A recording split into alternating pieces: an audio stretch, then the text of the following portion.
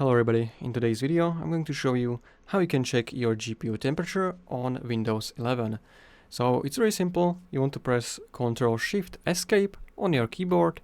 It will open Task Manager, and here you want to go to Performance.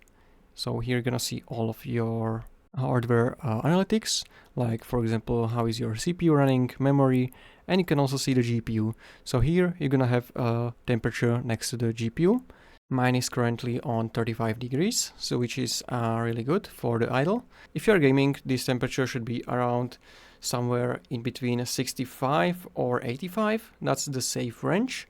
If you're getting temperature higher than 90 or even 100, it might start slowing the GPU by itself, or even it can shut down your computer automatically to prevent any further damage. So that's how you can check your GPU temperature. If you found this video helpful, consider subscribing for more tutorials like this one.